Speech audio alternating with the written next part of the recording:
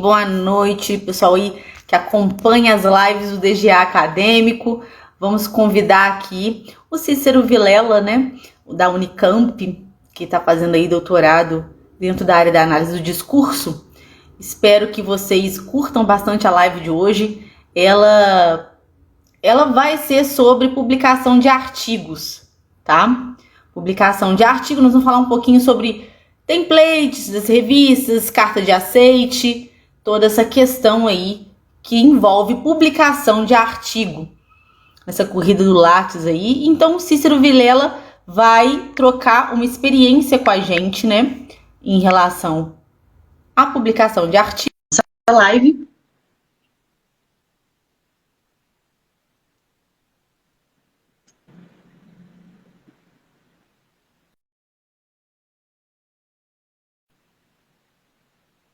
Doutor Cícero Vilela. Pois bem.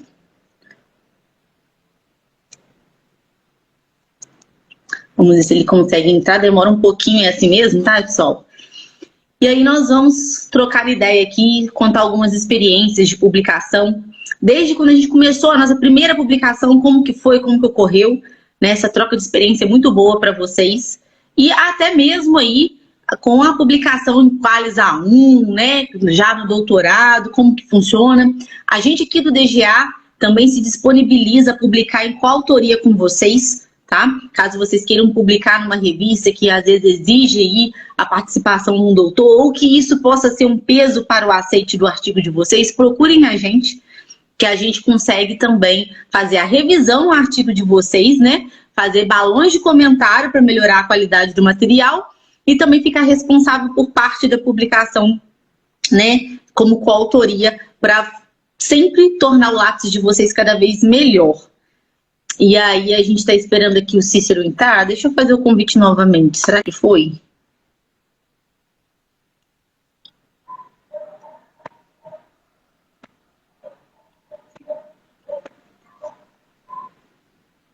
Estou convidando aqui o Cícero, gente.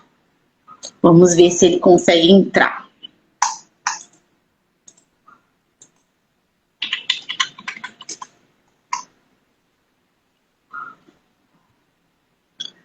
E é isso, pessoal. Publicação de artigo, hoje em dia, é muito importante. Tão importante é que nem as pós-graduações lato sensu agora estão pedindo aquela monografia no estilo de antes, que era até 30 páginas, né?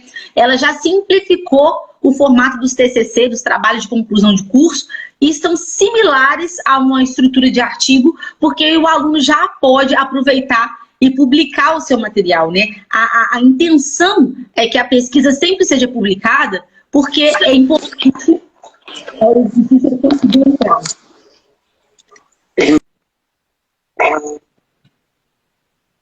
Boa noite, Cícero.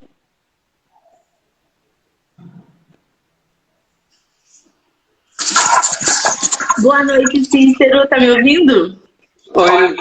Oi, Lígia. Você me ouve? Sim, eu estou te ouvindo, só não estou te vendo. Já deve resolver. Tá. Enquanto isso, eu estou falando pro pessoal aqui, enquanto isso eu estou avisando para eles que o TCC hoje em dia na pós-lato sensu, ele já está muito semelhante, né, similar ao artigo, justamente para incentivar o aluno a publicar, né, o material. Então, assim, é sempre importante vocês publicarem as pesquisas de vocês, publicarem as produções de vocês, né? Bem no início da minha faculdade, eu comecei a publicar resenha e resumo. Porque eu ainda estava na graduação, como eu estava na graduação, as revistas não aceitavam meu artigo era muito incipiente ainda, e eu enviava, mas eles recusavam os meus artigos. Tá, pessoal? E aí, o que eu fui começando a fazer? A resenha crítica, né? E o resumo. Então, tem revistas com Qualis B, B4, B3, assim, que são já renomadas para contar bastante no currículo Lattes e que aceitam resenha e resumo. E aí, a resenha e o resumo, eles não entram dentro da chamada. Então, pode ser qualquer assunto, né? Pode ser, não necessariamente tem que ser O artigo não, o artigo você tem que fazer ele de acordo com a chamada.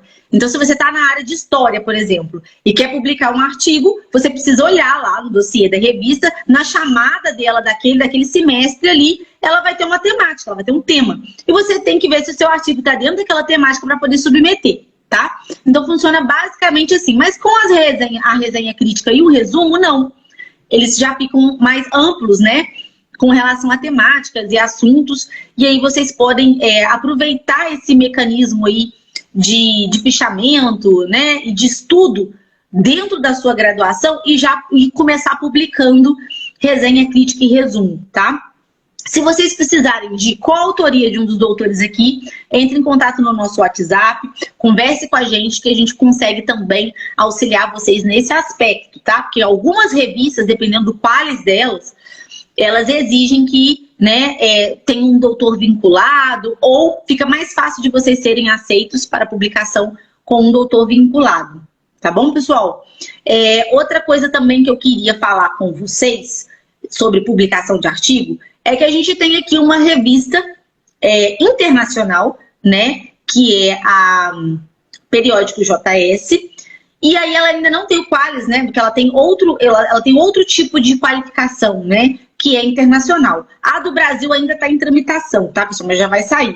E o que a gente pode fazer? Publicar em inglês, tá? Porque os artigos em inglês, eles são mais visualizados e eles são também mais citados. Então, traz mais relevância para o cenário acadêmico, para vocês aí que querem ingressar no mestrado, no doutorado, façam esse movimento, que é muito importante, tá?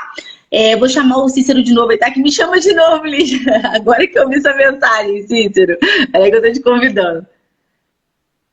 Vai dar certo agora.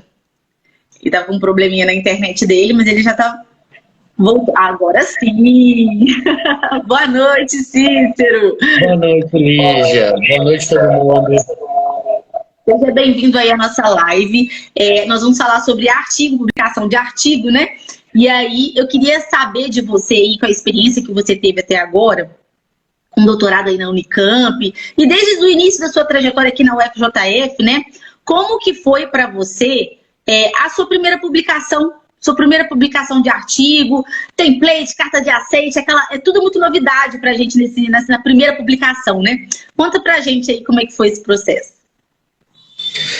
Como qualquer coisa na vida acadêmica, nada é muito simples. Fecha o seu microfone para não dar eco. Ah, sim. Nada foi muito simples, né? Minha primeira publicação em revista, né, eu já tinha publicado, na metade da minha graduação, eu tinha participado de um grupo de pesquisa e eu já tinha publicado um capítulo de livro, né, que tinha sido organizado pelo grupo de pesquisa. E eu sempre privilegiei nesse meu início, como eu tinha algumas questões relativas a texto, eu tinha dificuldade um pouco de escrever, né, eu sempre privilegiei fazer parceria com amigos, com que eu sabia que escreviam melhor que eu, para a gente conseguir fazer junto, etc.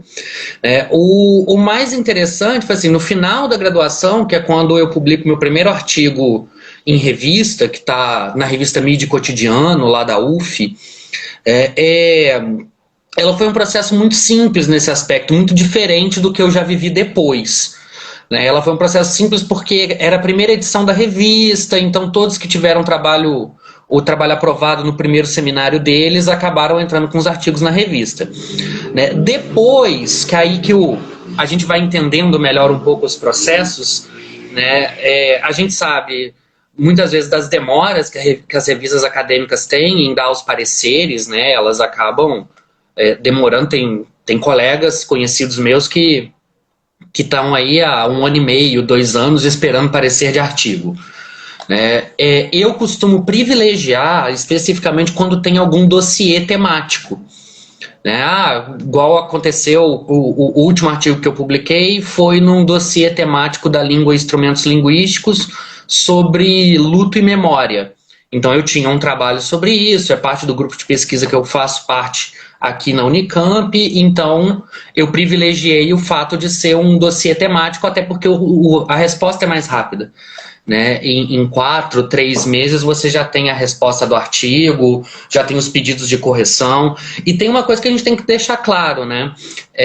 Pedido de correção no artigo não é nada incomum, não se sintam fracassados porque você recebeu um parecer que é mais ou menos desfavorável ou que te pede para ler determinados outros autores. Assim, isso é comum, é do normal. O que a gente tem que ficar esperto e entender alguns processos é de como dar a resposta a esse parecer. Né? Isso é um aspecto muito importante, seja para justificar suas escolhas que estão em desacordo com aquilo que o parecerista fez, né? Isso invariavelmente acontece, né? Ou seja até para acatar. É entender de que quem tem o maior domínio sobre o tema pelo qual a gente está escrevendo, em tese é a gente. Né? Não é nenhum tipo de arrogância falar isso. É óbvio, mas muita gente já publicou, muita gente já escreveu por isso. Sim, a maioria deles, se não estão, deveriam estar citados no meu trabalho de alguma forma. Né? Mas é exatamente para a gente conseguir entender os pontos cegos, os pontos fracos que ficam nos nossos trabalhos, porque isso é muito comum. Né? A gente não vai dar conta de tudo. Então a gente precisa, primeiro, retirar desse lugar de que um parecer desfavorável ele está vinculado a um nível pessoal. No sentido, que a pessoa não gosta de mim, porque eu sou um fracassado, porque eu não escrevo bem. Não tem nada disso. Né? Pareceres são pareceres técnicos, né? Com discordâncias e concordâncias em relação àquilo que você fez, em relação ao seu referencial teórico, etc. Então recebeu o parecer? Não desespera. Né? Fica tranquilo, fica tranquila e relê aquilo que você fez, acata alguma coisa, vê se tem, normalmente pareceres tem muitas coisas interessantes de dicas pra gente, se é um parecerista que está realmente dedicado a fazer um trabalho legal, né, enquanto parecerista. Às vezes que eu produzi parecer, eu sempre tentei buscar muito dicas, que assim, às vezes para trabalhos futuros, às vezes para leituras, para pesquisa, etc. Então tem que aproveitar essas questões também até para abrir novas possibilidades de pesquisa para a gente. Né? Isso é um elemento fundamental que a gente tem que levar em conta. Né? Lígia, acho que você não ligou o microfone. Esqueci. O que você pode falar para a gente aí de dica para quem está querendo publicar pela primeira vez, né? Então, assim, às vezes é um material de disciplina, um trabalho de disciplina que a pessoa pensou em fazer alguma coisa ali, né? Qual a estratégia ou a dica que você aí geralmente dá para os seus alunos aqui do DGA e que agora a gente vai disponibilizar aqui na live para o pessoal? Uma coisa que a gente tem que lembrar sempre é de que, se a gente está pensando na vida acadêmica, a gente está pensando em carreira. Né? Então, ninguém começa publicando no top do top do top. Né? A gente vai galgando esses degraus.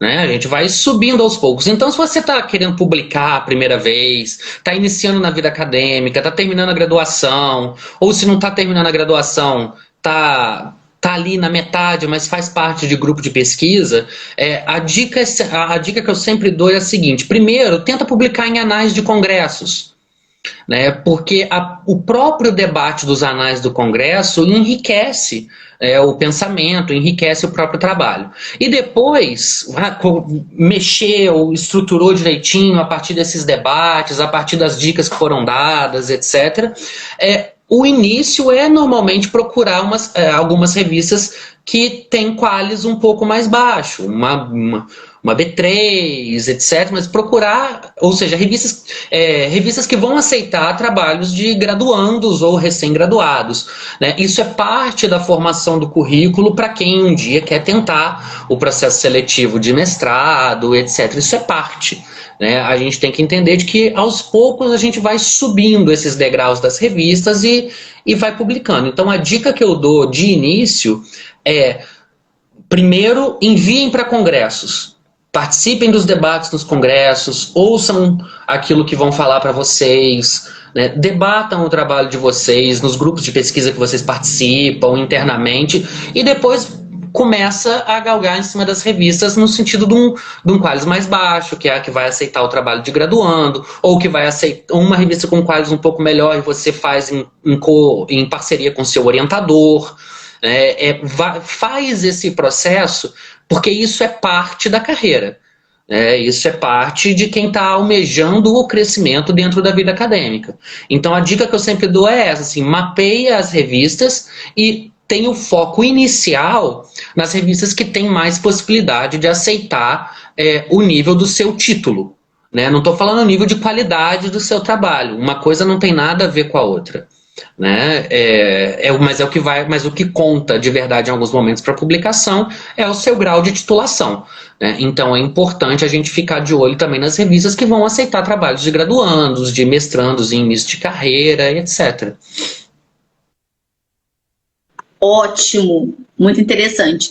E também para aquele pessoal que está há muito tempo fora do ramo acadêmico, muitos anos dentro aí das escolas, do mercado de trabalho, quer voltar aí, fazer uma lato sensu, né, e depois tentar um estricto sensu, mestrado, doutorado, o que assim a gente percebe? É que o TCC, que antigamente era monografia, né, até de 20 a 30 páginas. Hoje em dia, o formato do TCC está muito similar ao do artigo, né? Isso facilita também para o pessoal já, além de ter a lato sensu, que é muito importante para ingressar no mestrado, também já aproveitar esse material para tentar publicar. Então, assim, facilita.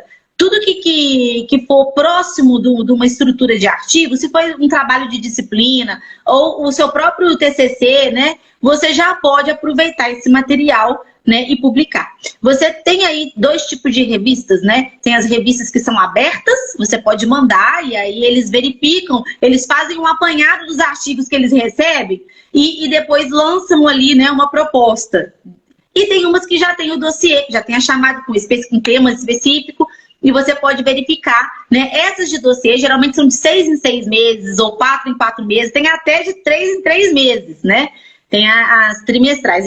Basta você consultar, tem aquela plataforma Sucupira, né, pessoal? Lá tem todas as revistas, todos. Então você coloca lá a palavra-chave da sua temática, né, da sua área, verifica todas as revistas, olha, aí você tem que entrar em site por site, de revista por revista, mas lá já tem a listagem das revistas, o que te ajuda muito, e você entra no site e verifica qual que é a próxima chamada, se ela tem chamada, se ela tem dossiê, se ela não tem, e depois você seleciona ali para qual você vai enviar. E aquela estratégia que o Cícero mandou, de que as que tem dossiê, às vezes, são mais específicas, recebem menos artigos e tem uma resposta mais rápida, isso é muito legal. Eu tinha esquecido desse detalhe, Cícero. Muito bem lembrado. E aí agora, eu lembro que você falou comigo assim, Lígia, a metodologia, a gente tem que fazer algum material de metodologia para ajudar esses alunos, porque a metodologia é o calcanhar de Aquiles desses trabalhos todos, tanto de artigo, quanto de TCC, quanto de projeto de pesquisa.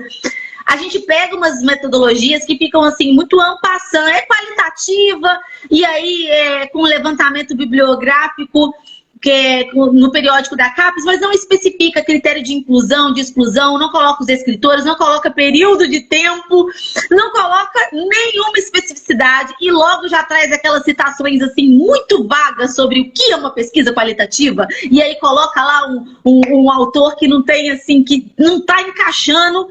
Ficou muito solto. É o clássico de pesquisa qualitativa. Exato. E aí eu queria que você falasse um pouquinho sobre isso pra gente. Não, eu acho que isso acontece muito, especialmente nos trabalhos de humanas, isso costuma ser mais comum, né? Ou alguns trabalhos da área de saúde, por exemplo, que tem alguma interface com humanas, pessoal da saúde coletiva, por exemplo, isso acaba acontecendo. Como que a gente resolve isso? Assim, a gente precisa pensar, gente, a pesquisa, né, seja no artigo mesmo, tá? O artigo ele é um todo em si. No sentido de que ele tem uma parte da discussão teórica, ele tem uma parte da análise dos dados, mas ele tem, sobretudo, a forma como você está lendo esses dados, né? Então, nesse aspecto, a metodologia, a descrição da metodologia, ela é fundamental.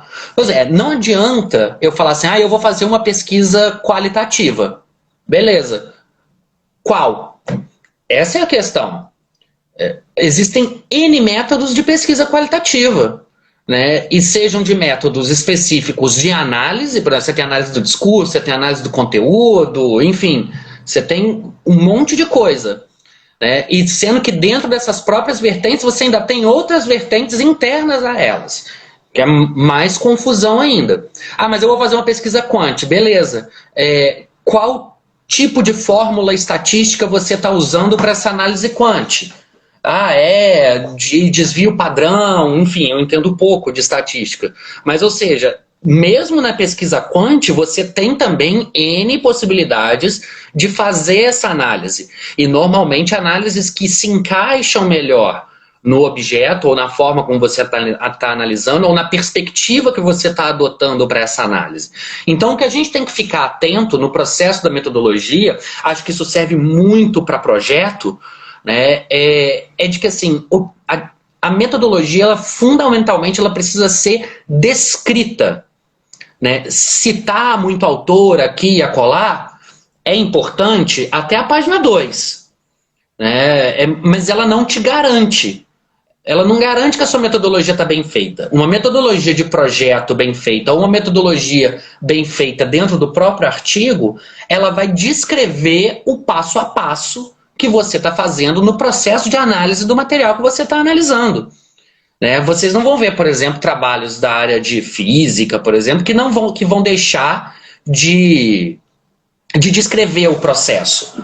Né? Ou da área de biologia, de uma solução em tantos ml que foi feito para a cultura do fundo. Na área de humanas, idem. Mesma coisa. Assim, descrever. A gente vai a campo, o recorte, são tantos entrevistados. Esses entrevistados são importantes por causa de X, Y ou Z. Esse recorte é fundamental para a gente conseguir entender num sistema micro, mas que possibilite uma extrapolação desses argumentos para tentar lidar com um fenômeno maior. Então, ou seja, sempre uma coisa que a gente tem que perder é assim, a gente sempre começa assim. A minha pesquisa é muito ampla, né? Eu quero olhar o mundo, Olha, quanto mais restrita a pesquisa no sentido do universo de observação que você está fazendo, maior as possibilidades de você encontrar algo relevante na sua pesquisa. E esse é um ponto fundamental. Né? E nesse caso é sempre pensar, por mais que esteja separado no texto, né? Assim, aqui é o referencial teórico, aqui é a metodologia. Né? Tá lá, tem 2 tópicozinhos separados que a gente faz. Mas a metodologia não pode estar descolada do referencial teórico. Assim, porque senão você está fazendo todo um debate específico da teoria que está sustentando a sua perspectiva de análise, e quando você chega para o processo de análise, a sua metodologia não encaixa na perspectiva teórica. Então, assim, olhar os nossos trabalhos como um todo. Olhar eles como um todo significa exatamente perceber os pontos em que as coisas dialogam. Né, no qual elas se tornam mais práticas, no qual a análise vai se tornar mais relevante, e por isso descrever e bem fundamentar na teoria a metodologia é fundamental. Assim, a gente precisa disso, a gente precisa dessa metodologia bem descrita, mas não só bem descrita, como bem articulada na perspectiva teórica que vocês vão estar adotando. Ótimo, Cícero, isso mesmo. E aí, eu tenho percebido também, assim, que eu não sei se você teve essa impressão até agora.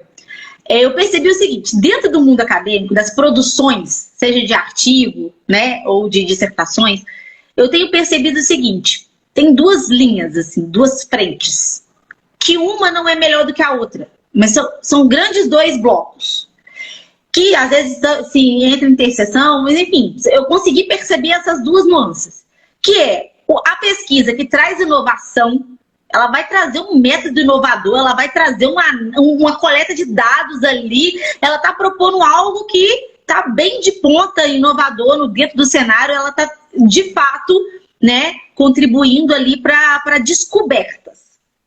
E tem outras pesquisas que já tem por exemplo assim, elas contribuem em outro sentido. Elas contribuem trazendo uma reflexão, associando outros autores a um determinado tema, enfim, assim, é o tipo de construção textual ali, lógica de raciocínio daquele pesquisador, que às vezes traz ali uma reflexão um pouco mais diferenciada sobre aquele tema, enfim, não necessariamente está trazendo uma metodologia muito inovadora ou uma coleta de dados muito inédita, entendeu? Não é isso, mas ela tem também a sua devida importância. Então tem esses dois tipos.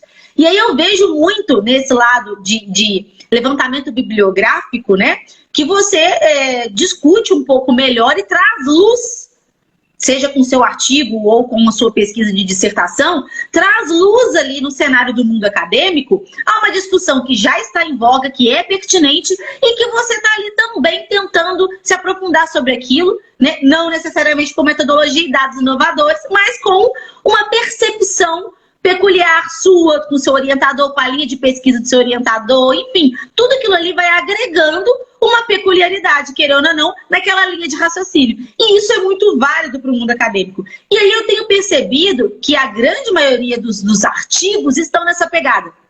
Tá? A gente tem aí os artigos da área da saúde, ou então da área da ciência da computação, que eles já automaticamente eles já são mais conduzidos para essa outra área, né? E o da humanidades, né? Essas reflexões mais assim, né, filosóficas e leituras e teóricos e coisa e tal, já fica nesse outro ramo, né? O que não é. Um exclui a outra, não é melhor do que a outra. Eu só percebi que existem essas duas características. E a descrição metodológica desses artigos publicados, né, nessas áreas que são mais assim, inovadoras de metodologia e coleta de dados, eles trazem um rigor maior na metodologia que às vezes a gente não encontra nesse outro ramo, mas que também precisa ter. Né? Eu acho que aí é que está, né, a questão. O pessoal da Humanas não basta falar que é qualitativo ali, né? Ele tem que trazer exatamente isso que você falou. Como que ele fez para analisar? Quais foram os autores? Por que ele escolheu aqueles autores? Como que foi o movimento de busca daquele referencial bibliográfico? O que ele excluiu? O que ele considerou? Por quê? Quais são as datas? Quais são os escritores de busca? Então, assim, eu acho que na nossa época, lá no mestrado, por exemplo, tenho certeza que foi assim com você também. O orientador falava umas obras, a gente lia.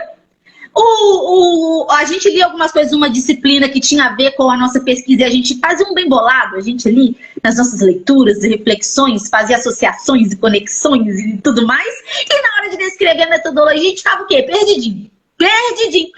Você vai descrever uma metodologia que foi o meu orientador que indicou essa obra, foi por isso que eu considerei. Que metodologia é essa, né?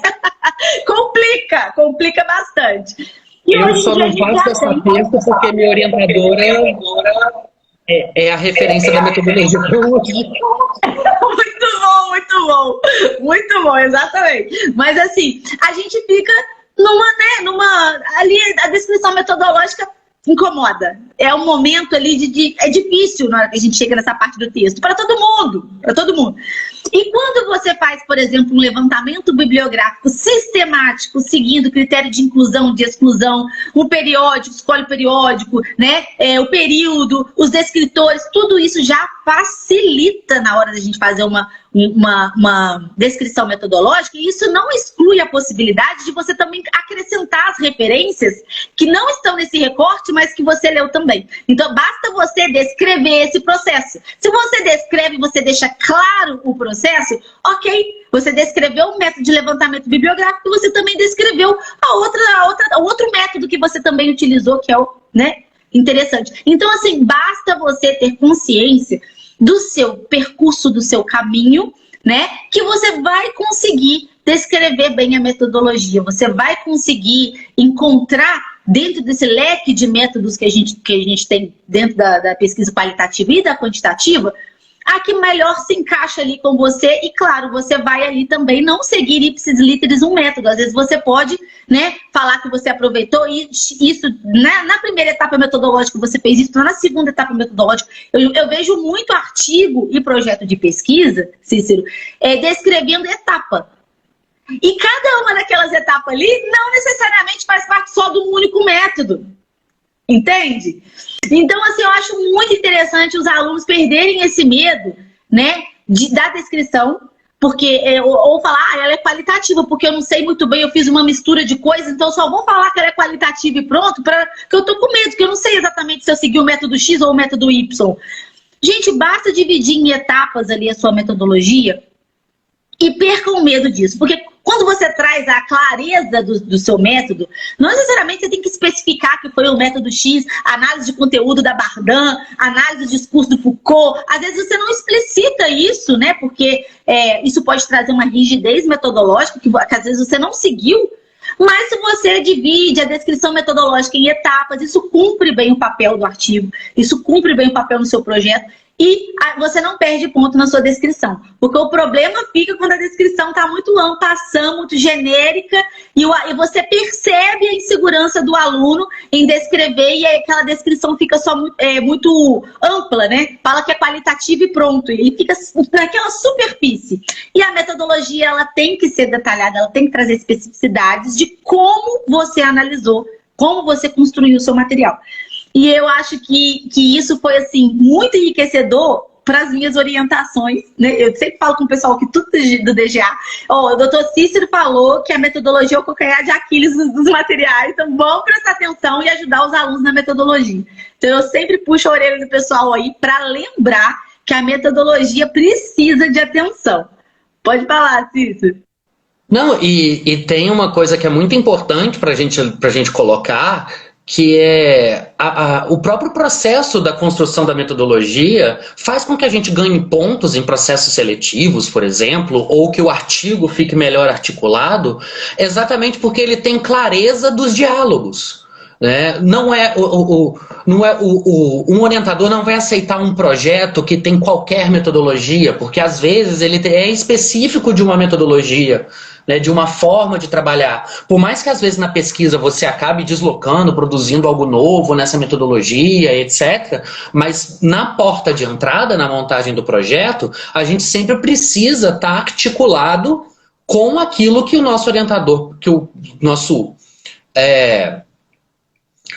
suposto orientador, o nosso futuro orientador, deseja que seja feito nesse aspecto. Então é muito importante a gente levar em conta de que a metodologia é também parte teórica, né, da produção. Ela não é só a sua caixinha de ferramenta, né? Ela é parte do processo como um todo. E muitas vezes a nossa originalidade está exatamente na forma como a gente articula metodologias diferentes. E a partir dessa mistura a gente produz algo novo. Então, assim, a gente sempre tem que levar isso em conta. De que, assim, ser muito genérico na metodologia é um grande problema, porque a pessoa que vai ler o seu projeto, ou a pessoa que vai ler o seu artigo, ela simplesmente não vai saber a forma como você está analisando seus dados. Então é fundamental que você tenha clareza nisso. Por isso que esse processo de inscrição, essa construção de etapas, por exemplo, que a Lígia falou, isso tudo são processos fundamentais, assim, que a gente precisa levar em conta. A metodologia não é o patinho feio do projeto, nem do seu artigo. Pelo contrário, ela é o filé mignon. Assim, ela é a parte mais nobre do seu trabalho, porque é ali, é na análise dos seus dados que a coisa está funcionando, que ela está aparecendo, que ela está mostrando vigor, né, nesse sentido. Então é muito importante a gente levar isso em conta. É isso aí. Todo mundo que precisar aí de ter um pouco mais de clareza e auxílio nessa parte metodológica, solicitem aí a mentoria, né, nas nossas aulas aqui. A gente para 50 minutos, chama você no Meet, no Zoom, no Teams, a gente vê que o aluno também sabe mais utilizar a ferramenta. Geralmente a gente usa o Meet, né, Cícero? E a gente chama o aluno ali individual, abre o trabalho do aluno, conversa com ele, vai ajustando, vai conversando, vai alterando o material dele ali, a ponto de trazer essa qualidade descritiva, né? Fazer aquela conexão ali como um todo, a coisa ficar orgânica, né? Da teoria, né? Da proposta lá da introdução, da pergunta central que ele tem em mente ali para a pesquisa dele, o referencial bibliográfico, a metodologia, tudo ali em sintonia, né? E a gente, como a gente já tem experiência com isso, né? A gente já tem um olhar mais apurado sobre isso, a gente auxilia bastante os alunos, tem auxiliado bastante os alunos aí. E caso vocês queiram a mentoria, o pessoal colocando aqui, ó, Marcos, ó, Cícero é 10, batendo palminho pra você, Cícero, e coração pra ele. Valeu, Marcos. É isso, gente. É isso. Muitas aprovações, né? Eu falei com o Rafael aqui também na live de segunda. Vocês aprovam bastante aluno nos projetos, no mestrado, doutorado, TCC aprovado com nota 10. Então, é muito isso, né? A gente está aqui para auxiliar esses alunos que às vezes têm uma trajetória sozinha, né? Principalmente agora com esse online, remoto, né? A gente já tinha uma trajetória perdida sozinha na faculdade, imagina agora, né? Então, assim, contem com os professores do DGA aqui, que a gente está aqui para auxiliar vocês em todas essas etapas aí da vida acadêmica, para tornar ela mais, assim, suave, né? Trocando ideias com quem tem experiência e também, né, trocando aí, diminuindo um pouco essa carga. Em falar em carga, a próxima pergunta que eu vou te fazer será a seguinte: é uma luta, é uma correria pelo Lattes. Tem hora que você tem que parar para ler, para criar melhor um raciocínio teórico, você tem muita coisa para ler. Só que aquela coisa, produção, publique de 6 em 6 meses, e que não sei o quê. E aí a gente para e fala, meu Deus, isso é desumano, né? Isso não deveria ser assim. Mas é importante para o programa que o aluno publique, porque isso conta ponto para o programa, né? Então, assim, quais são as estratégias que o aluno pode fazer ali ao longo do processo para facilitar a publicação, né? Então, assim, às vezes tem um material ali que ele consegue, em coautoria com algum outro doutor, com um doutor aqui do DGA, ou com alguém que ele possa conversar. Enfim, fazer alguma coisa assim que não sobrecarregue ele, que ele cumpra o dever dele de créditos e de publicação em 6 meses, enfim, de tudo isso, que ele forme um currículo Lattes bom, potente, porque a publicação de 6 em 6 meses mostra que a pessoa está em ativa como pesquisador, né? Querendo ou não. Então, assim, mas também às vezes a gente tá na ativa, mas a gente está quietinho porque a gente está lendo teoria. Então, assim, quais são as estratégias para a gente não se perder nesse processo? Olha, eu vou falar o que eu tenho feito, isso é algo novo para mim. Primeiro eu quero mandar um abraço para o Emerson Porcino, que falou que eu sumiu. Eu amo o Emerson, foi um grande companheiro de trabalho, um grande amigo que eu tenho na vida. Um beijo pro Emerson, tô com saudade de você. Doutor Emerson Porcino. Que é uma coisa que eu tenho feito hoje, assim. Isso, quando eu falo hoje, é de pouco tempo para cá. Normalmente a gente tem duas opções, né? E quando eu falo que tem duas opções, eu tô falando também que uma é melhor que a outra, tá? Nesse caso, uma é melhor que a outra. Especialmente quando você, uma vez que já está dentro, né? Uma das opções é a gente escrever, por exemplo, a dissertação ou o TCC e depois faz o que a gente chama de ciência salame, né? A ciência salame é aquela que eu tenho tudo pronto e depois eu vou picotando e publicando pequenos artigos a partir daquilo que eu escrevi no todo do meu trabalho, seja o TCC, a dissertação, etc. Ela é mais fácil no sentido que você já tem o trabalho pronto, é só você fazer uma remontagem, etc.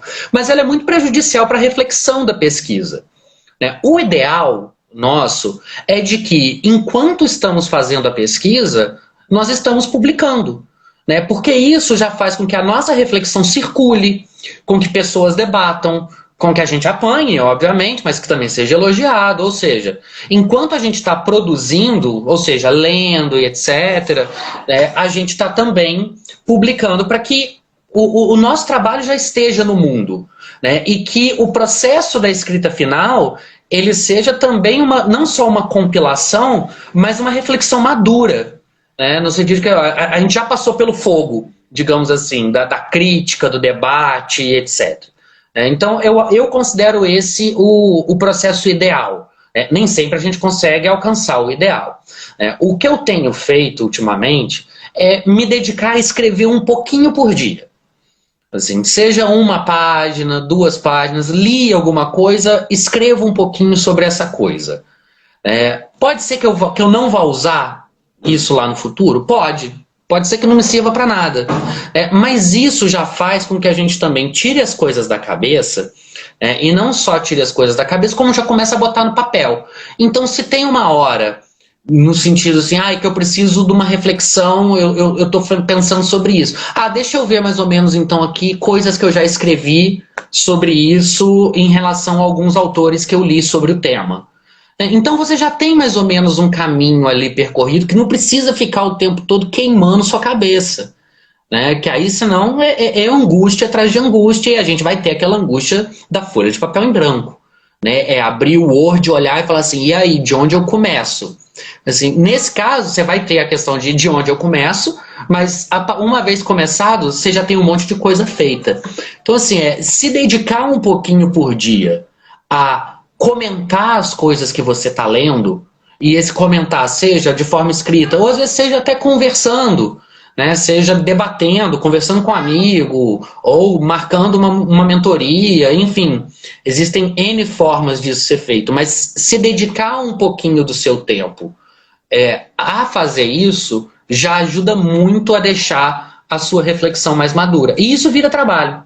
Isso vira trabalho no sentido de artigo, no sentido de texto, porque trabalho né? Sentar, fazer, isso é trabalho. Mas isso vira um trabalho publicável, né? Já se torna um processo de reflexão que vai amadurecendo e vai sendo articulado. Eu acho que a principal dica é essa, tipo assim, se dedica a escrever um pouquinho por dia. Né? E quando eu digo pouquinho, uma página, no máximo, meia página, um comentário, né? Tirar isso da própria cabeça e montar o seu próprio arquivo, seja um arquivo de citações, mas especialmente o arquivo sobre aquilo que você pensou enquanto estava lendo. Acho que isso é o fundamental, porque isso faz até a gente, em determinado momento, olhar para esse arquivo de novo e falar assim, nossa, eu pensei isso, nem lembrava que eu tinha pensado isso enquanto eu estava lendo tal livro. Né? Mas está ali, está registrado, então isso pode ajudar nesse processo de escrita, ajudar no processo da construção dos artigos e também no processo da construção do trabalho maior, do TCC, da dissertação, da tese. Né? Então, assim, se dediquem a escrever um pouquinho por dia.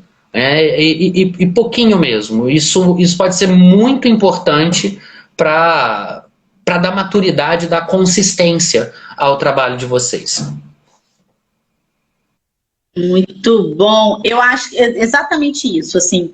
Eu tinha momentos em que eu estava, às vezes, numa coisa que eu estava com foco no meu capítulo, então meu capítulo ficou legal, ficou pronto, aí depois eu pegava um recorte numa seção ali daquele capítulo e tentava publicar. E às vezes era isso, o meu foco, eu estava muito concentrada em terminar o raciocínio e tudo aquilo que eu estava querendo montar naquele capítulo, então eu não queria parar. Então, se eu parasse, ia me atrapalhar. Então, eu fiz esse movimento. E, às vezes, era o contrário. Às vezes, era assim, eu ainda estava travada ali em algum pedaço da minha pesquisa, só que aí eu tentava publicar primeiro, aí eu via que o meu, dentro daquele dossiê ali, tinha um aspecto bacana, eu guardava aquele pensamento, aquela reflexão daquele artigo para depois, em algum momento da minha pesquisa, aquilo aparecer, e aí aparece com uma maturidade, porque aí você também teve o parecer da banca, né, da revista, da editora, e também o seu orientador às vezes já falou alguma coisa sobre aquela publicação sua, e quando você vai colocar ela efetivamente na sua dissertação, ela já está amadurecida. Então, assim, é esse movimento. É esse movimento muito bacana, exatamente assim que funciona. E se vocês precisam publicar algum artigo, precisam publicar alguma coisa, tem alguma ideia, tá incipiente ainda, vocês estão assim com a mente esgotada, porque a gente tem vários processos durante esses estudos todos em que a gente buga, que a gente não avança porque a mente meio que dá uma estafada, a gente fica cansado. Então, assim, a gente tem altos e baixos dentro da nossa pesquisa, né? Precisou do auxílio do DGE em algum momento, entre em contato, porque durante a mentoria ali a gente vai trocando ideia, a gente vai te ajudando em vários aspectos, né? Para a coisa se materializar. Né, para pesquisa se materializar, seja em formato de artigo para publicação, seja em qualquer etapa da sua vida acadêmica aí que você esteja precisando. Pessoal que está fazendo aí TCC, né, que aí já aproveita o formato que é similar ao artigo para publicar.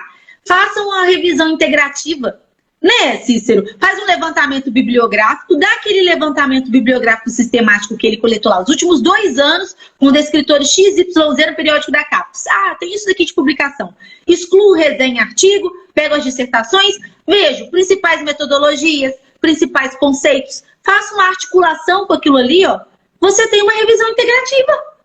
Tem uma revisão integrativa e uma possível publicação. E uma possível publicação, uma possível TCC, uma possível publicação super válida, inquestionável, porque esse método ele é muito bom. O professor orientador não vai virar para você e falar, não concordo com fulano de tal. É uma revisão integrativa. Ele está presente nas dissertações do levantamento bibliográfico que eu fiz. Não importa se você concorda ou não concorda com esse cara. É um método. Então, assim, ele é um método muito eficaz para não trazer, assim, discussão desnecessária. O orientador adora, a banca adora. Isso é muito bom para o meio acadêmico, para trazer luz ao que as outras pesquisas estão fazendo. Isso é muito bom para publicação, para artigo, nessa perspectiva. Então, é muito isso. Indico muito levantamento biográfico sistemático e revisão integrativa aí para os TCCs e para os futuros artigos que vocês vão publicar aí. Para finalizar a live de hoje, eu vou pedir o Cícero para falar um pouquinho sobre a publicação em inglês. Você já publicou em inglês? Como é que foi? Por que você acha que é importante? Está todo mundo aí, a Cielo, criando vários artigos aí, explicando para as pessoas com gráficos e tudo mais sobre a importância de se publicar em inglês. Vamos falar um pouquinho sobre isso, Cícero? Eu nunca publiquei em inglês, então já faço a meia-culpa aqui. Eu nunca publiquei em inglês, mas tem uma coisa mas isso é fundamental. Por que publicar em inglês é muito importante? Que os principais buscadores, os principais acervos, os principais trabalhos hoje produzidos cientificamente no mundo, independente do país, eles são publicados em inglês. Né? O inglês é hoje, né, óbvio, estou deixando aqui de lado críticas em relação aos motivos desse processo, mas a gente precisa reconhecer que hoje o inglês é a língua da ciência, né? É a língua universal, digamos assim.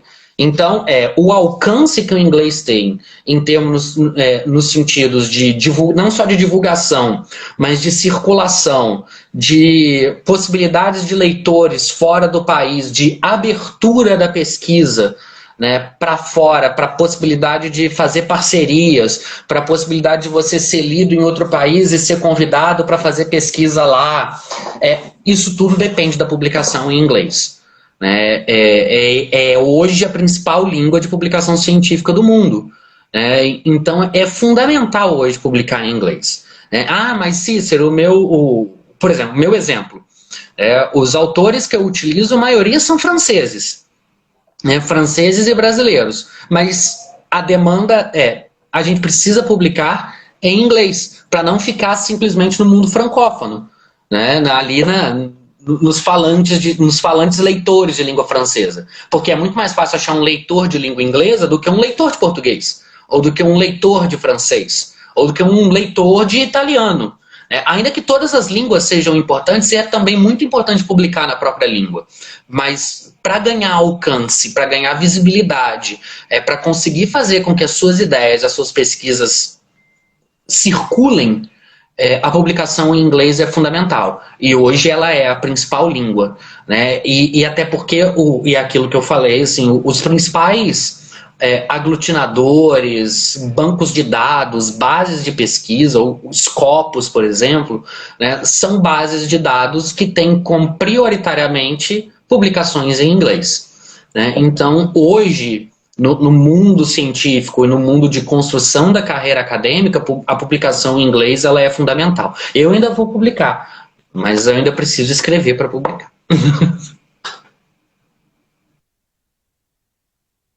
Liga o áudio, Lígia. Liguei. Eu lembro que eu publiquei num jornal lá da Inglaterra e tal. O meu orientador, na época, viu lá a possibilidade. E eu não sei inglês, gente. Eu tô aprendendo agora com a Ina Rush. Eu não sei falar inglês, ler inglês com propriedade. Eu sou formada em espanhol pela Faculdade de Letras. Então, assim, eu domino muito literatura, que é a área central que eu fiz, que lá na Letras tem linguística, né, e estudos literários. Então, assim, eu fui para a área dos estudos literários, teoria literária, eu tenho bastante conhecimento e tudo mais, e de questão de língua, né, eu consegui me aprofundar muito também nas disciplinas que era de literatura, né, espanhol. Então, assim, era a coisa que eu mais gostava, então eu me dedicava mais e tudo. Mas eu sou licenciada para dar aula de espanhol, eu tenho conhecimento de gramática, né, e tudo direitinho. Consigo fazer tradução, consigo ler, escrever, tudo. Falar as 4 habilidades plenas. Mas no inglês eu não tenho. E aí eu fico pensando assim, poxa, eu não tenho, não faz sentido publicar em inglês, eu não tenho. Só que não, gente, você pode pedir um tradutor, aqui no DGA tem tradutores.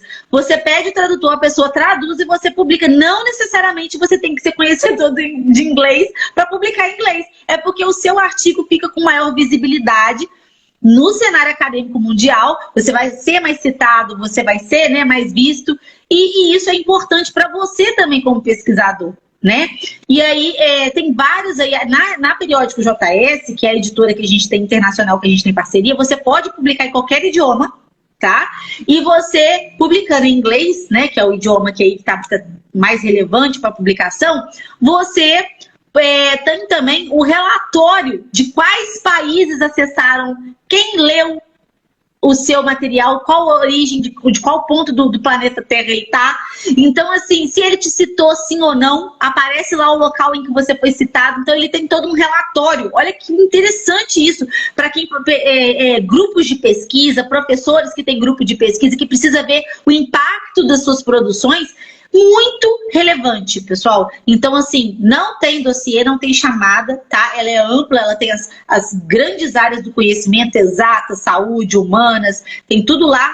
E aí, de 6 em 6 meses, ele vai publicando. Ele cria aquelas coletâneas, né, e vai publicando.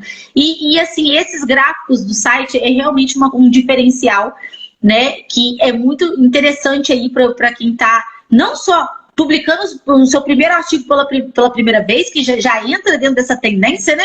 Como para quem estava acostumado com métodos anteriores, como a gente, né? De publicar nas revistas dos programas de pós-graduação, aquela coisa, e começar a ter essa iniciativa. Eu acho que aí os doutores que já inclusive, defenderam suas teses aí e queiram publicar, continuar publicando, entrem em contato com as editoras internacionais. Tá? Tem editora brasileira que ela é internacional. Então verifiquem isso, porque é uma grande tendência e vai ser muito bom para o currículo de todo mundo.